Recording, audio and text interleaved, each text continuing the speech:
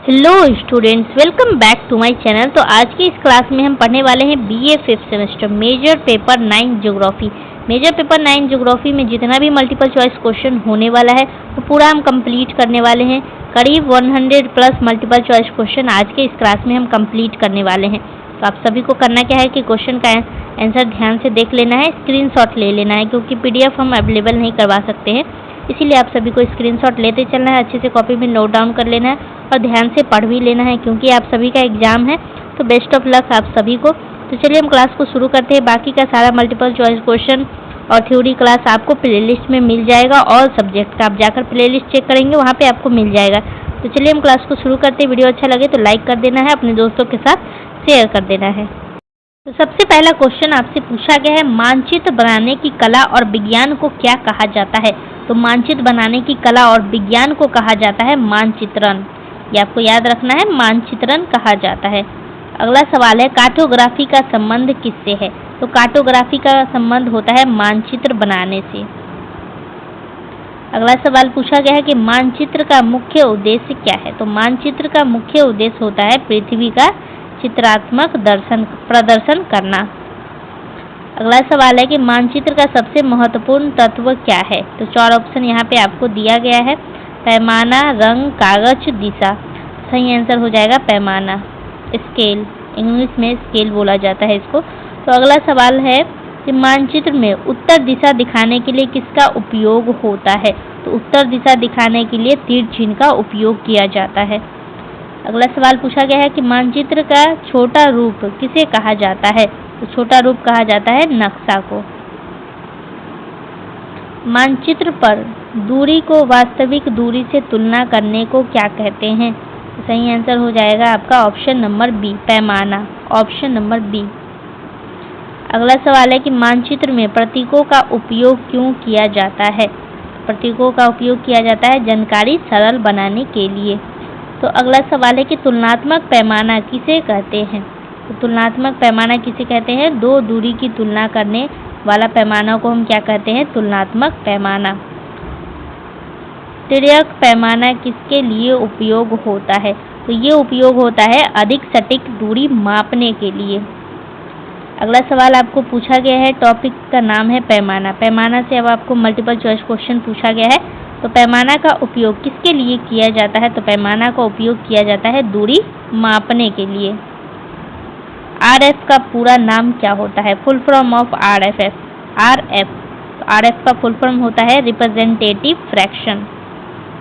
अगला सवाल है, 1:15,000 पैमाना किस प्रकार का पैमाना है? तो ये है प्रतिनिधि पैमाना।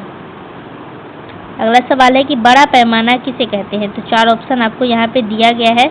तो बड़ा पैमाना किसको कहते हैं? तो जब क्षेत्र छोटा और विवरण अधिक हो उसको हम कहेंगे बड़ा पैमाना। छोटा पैमाना किसे कहते हैं? तो छोटा पैमाना उसको कहते हैं जब क्षेत्र बड़ा हो और विवरण कम हो, तो उसको हम छोटा पैमाना बोलेंगे। अगला टॉपिक है आपका वेदर मैप। मौसम मानचित्र से आपको मल्टीपल चॉइस क्वेश्चन पूछा गया है। मौसम मानचित्र किसे दर्शाता है? तो मौसम मानचित्र दर्शाता है वर्तमान मौसम स्थिति को। अगला सवाल है कि मौसम और जलवायु में अंतर क्या है? तो मौसम और जलवायु में अंतर क्या है? यहाँ पे आपको 4 ऑप्शन दिया गया है। तो अंतर क्या है? तो दोनों अंतर है, यानी जलवायु दीर्घकाली होती है और मौसम अल्पकाली होती है। मौसम मानचित्र का महत्व क्या है? तो मौसम मानचित्र का महत्व होता है मौसम की जानकारी देना, कृषि योजना और मौसम पूर्वानुमान करना। तो सही आंसर हो जाएगा ऑप्शन नंबर डी। अगला सवाल है कि मौसम मानचित्र का अध्ययन कौन करता है? तो मौसम मानचित्र का अध्ययन कौन करता है? मौसम वैज्ञानिक करता है। तो आप सभी को अगर कोई भी दिक्कत हो कोई भी सब्जेक्ट में, तो आप सभी को कमेंट में ज़रूर बताना है, ताकि हम उस दिक्कत को सॉल्व कर पाएँ। तो हम आप सभी की कुछ मदद कर पाएँ। तो आपको अपनी प्रॉब्लम को कमेंट में ज़रूर शेयर करना है कि कौन सा सब्जेक्ट का क्लास आपको चाहिए। तो अगला सवाल है कि मौसम पूर्वानुमान किस पर आधारित होता है? तो ये आधारित होता है मौसम मानचित्र पे। अगला सवाल है आपसे पूछा गया है बादल के प्रकार से, क्लाउड टाइप से आपसे क्वेश्चन पूछा गया है। सिरस बादल किस ऊंचाई पर बनते हैं? तो ये बनती है ऊंचाई पर। अगला सवाल है क्यूमुलस बादल किस प्रकार के होते हैं? तो ये होते हैं कपास जैसे। अगला सवाल है स्ट्रेटस बादल कैसे होते हैं? तो ये होते हैं परतदार स्ट्रेट्स बादल। वर्षा देने वाले बादल कौन से हैं? तो वो है ये ऑप्शन नंबर ए। अगला सवाल है मानचित्र प्रक्षेपण का उद्देश्य क्या है? तो सही आंसर हो जाएगा ऑप्शन नंबर ए। अगला सवाल है प्रक्षेपण कितने प्रकार के होते हैं? तो हमेशा याद रखना है 3 प्रकार के होते हैं। अगला सवाल है कि मुख्य प्रक्षेपण कौन से हैं? तो ऑप्शन दिया गया है आपको 1, 2, 3, 4 ऑप्शन दिया गया है, तो सही आंसर हो जाएगा ऑप्शन नंबर डी। अगला सवाल है कि बेलनाकार प्रक्षेपण किसके लिए उपयुक्त है? तो ये उपयुक्त है इसके लिए, ऑप्शन नंबर ए। अगला सवाल है कि शंक्वाकार प्रक्षेपण किसके लिए उपयुक्त है? तो ये है मध्य अक्षांश के लिए। जेनिथल प्रक्षेपण किसके लिए उपयोगी है? तो यह है ध्रुवीय क्षेत्र के लिए। अगला सवाल पूछा गया है कि टोपोग्राफिकल मानचित्र किसे दर्शाते हैं? तो ये दर्शाते हैं सभी को, सड़क, नदियाँ, स्थलाकृत सभी को दर्शाते हैं, तो ऑप्शन नंबर डी सही आंसर है। तो भारत में टोपोग्राफिकल मानचित्र कौन बनाता है? तो ये बनाता है सर्वे ऑफ इंडिया। अगला सवाल है कि सर्वे ऑफ इंडिया की स्थापना कब हुई थी? तो ये हुई थी 1767 में, 1767 में। तो टोपोग्राफिकल मानचित्र में ऊंचाई दिखाने के लिए क्या उपयोग होता है? 4 ऑप्शन यहाँ पे दिया गया है, तो सही आंसर हो जाएगा ये ऑप्शन नंबर ए। अगला सवाल है कि समोच्च रेखा क्या दर्शाती है? तो समोच्च रेखा दर्शाती है समान ऊंचाई को। वी आकार की समोच्च रेखा क्या दर्शाती है? तो ये दर्शाती है नदी घाटी को। समोच्च रेखा पास पास होने का अर्थ क्या है? तो इसका मतलब होता है, 1 मिनट, इसका सही आंसर हो जाएगा ऑप्शन नंबर 1 ढाल त्रिभ। अगला सवाल है कि समोच्च रेखा दूर दूर होने का क्या अर्थ होता है? तो दूर दूर होने का अर्थ होता है ढाल कम। टोपोशीट में ग्रिड रेखाएं क्या दर्शाती है? तो ग्रिड रेखाएं दर्शाती है स्थान की स्थिति। अगला सवाल है टोपोशीट किस पैमाने पर अधिक बनती है? तो ये है ऑप्शन नंबर ए। अगला सवाल है कि यहाँ क्वेश्चन पूछा गया मानचित्र का आधुनिक विकास किस सदी में हुआ था? नदी नहीं, सदी है, सॉरी। तो यहाँ पे सदी पूछा गया किस सदी में हुआ था? तो ये हुआ था 20वीं सदी में। अगला सवाल है कि डिजिटल मानचित्र किस तकनीक पर आधारित है? तो ये आधारित है सभी पे, रिमोट सेंसिंग, जीपीएस, जीआईएस सभी पे आधारित होता है। अगला सवाल पूछा गया है कि थीमेटिक मैप किसे कहते हैं? तो थीमेटिक मैप का मतलब होता है किसी विशेष विषय को दर्शाने वाला मानचित्र को हम क्या कहते हैं? Thematic map. अगला सवाल है कि क्लोरोपेथ मैप किसका उदाहरण है? तो ये उदाहरण है थीमेटिक मैप का। अगला सवाल है डॉट मैप का उपयोग किसके लिए किया जाता है? तो जनसंख्या वितरण के लिए किया जाता है। अगला सवाल है कि पैमाने के मुख्य प्रकार कितने होते हैं? तो मुख्य प्रकार 3 होते हैं। पैमाने के मुख्य प्रकार कौन से हैं? तो ये है सभी, लिखित पैमाना, प्रतिनिधि पैमाना और ग्राफिकल पैमाना, ये तीनों क्या है? पैमाने का मुख्य प्रकार है। तो आपको नाम याद रखना है, ऑप्शन नंबर डी हो जाएगा सही आंसर। अगला सवाल है कॉम्परेटिव स्केल किसके लिए उपयोग होता है? तो ये उपयोग होता है अलग अलग इकाइयों की तुलना करने के लिए। डायगोनल स्केल का उपयोग किसके लिए किया जाता है? इसका उपयोग किया जाता है अधिक सटीक मापन के लिए। अगला सवाल पूछा गया है 1:250,000 पैमाने किस प्रकार का मानचित्र है? तो ये है छोटा पैमाना। अगला सवाल पूछा गया है मौसम मानचित्र में समदाव रेखा को क्या कहते हैं? तो 4 ऑप्शन यहाँ पे आपको दिया गया है। तो समदाव रेखा को कहते हैं आइसोबार। तो अगला सवाल पूछा गया है कि समान तापमान को जोड़ने वाली रेखा को क्या कहते हैं? तो इसको कहते हैं आइसोथर्म। अगला सवाल पूछा गया है कि समान वर्षा को जोड़ने वाली रेखा क्या कहलाती है? तो ये कहलाती है ऑप्शन नंबर ए। अगला सवाल है कि मौसम मानचित्र का उपयोग किसके लिए होता है? तो आंसर हो जाएगा सभी। अगला सवाल पूछा गया है कि भारत में मौसम विभाग का मुख्यालय कहाँ पे है? तो ये है पुणे में।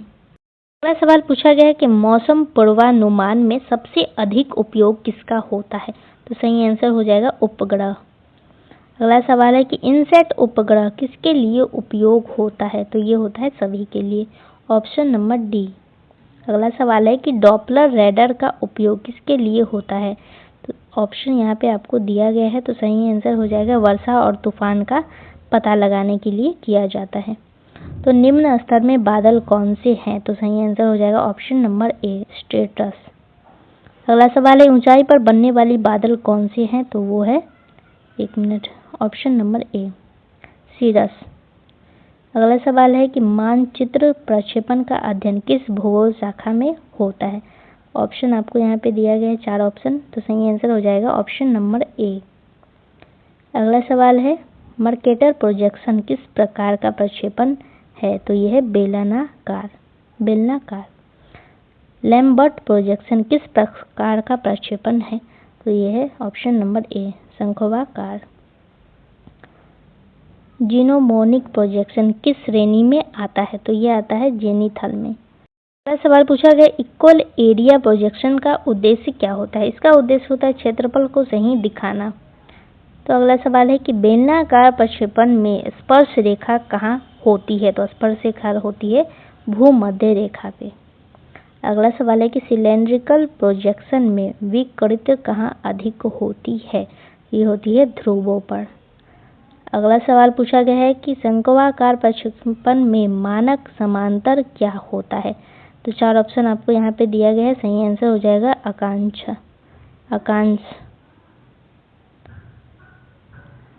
अगला सवाल है कॉनिकल प्रोजेक्शन किस क्षेत्र के लिए उपयुक्त होता है? तो सही आंसर हो जाएगा ऑप्शन नंबर ए।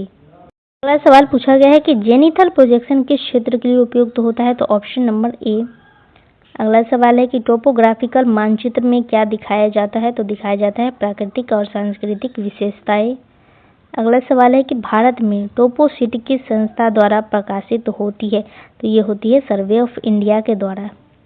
अगला सवाल है टोपोशीट में नीला रंग किसके लिए उपयुक्त होता है? तो जल के लिए उपयोग किया जाता है। अगला सवाल पूछा गया है आपसे कि हरा रंग किसे दर्शाता है? तो हरा रंग दर्शाता है वन को। अगला सवाल पूछा गया है कि लाल रंग किसे दर्शाता है? तो लाल रंग दर्शाता है सड़क को। अगला सवाल है कि कंटूर इंटरवल क्या होता है? तो कंटूर इंटरवल का मतलब होता है दो समोच्च रेखाओं के बीच ऊंचाई का अंतर। बंद समोच्च रेखा क्या दर्शाती है? तो ये दर्शाती है पहाड़ी को। अगला सवाल पूछा गया है यू आकार की समोच्च रेखा क्या दर्शाती है? तो सही आंसर हो जाएगा ऑप्शन नंबर ए, घाटी को दर्शाती है। अगला सवाल पूछा गया है कि टोपोशीट में रेलवे लाइन किस प्रतीक से दिखती है? तो ये दिखती है काली रेखा से। अगला सवाल है टोपोशीट का मुख्य उपयोग क्या है? तो मुख्य उपयोग है ऑप्शन नंबर डी। अगला सवाल है कि मानचित्र में अक्षांश रेखाएं कैसी होती है? तो सही आंसर है ऑप्शन नंबर बी, वृत्ताकार रेखाएं। देशांतर रेखाएं किस दिशा में जाती है? तो सही आंसर हो जाएगा ऑप्शन नंबर ए, उत्तर से दक्षिण की ओर जाती है। तो अगला सवाल पूछा गया मौसम मानचित्र में उच्च दबाव क्षेत्र को क्या कहते हैं? तो उच्च दबाव क्षेत्र को कहते हैं एंटी साइक्लोन। अगला सवाल है कि निम्न दाब क्षेत्र किससे संबंधित होता है? तो सही आंसर हो जाएगा साइक्लोन। अगला सवाल है कि मौसम मानचित्र में हवा की दिशा कैसी दिखाई जाती है? तो सही आंसर हो जाएगा तीर चिन्ह से दिखाया जाता है। अगला सवाल पूछा गया है समोच्च रेखाएं कभी किसे नहीं काटती है? तो सही आंसर हो जाएगा एक दूसरे को नहीं काटती है। अगला सवाल है टोपोग्राफिकल मानचित्र में काली रेखा सामान्यतः किसे दर्शाती है? तो मानव निर्मित वस्तु को दर्शाती है। अगला सवाल है कि मानचित्र प्रक्षेपण में सबसे कम विकृति किस क्षेत्र में होती है? तो सही आंसर हो जाएगा स्पर्श रेखा या स्पर्श बिंदु पे।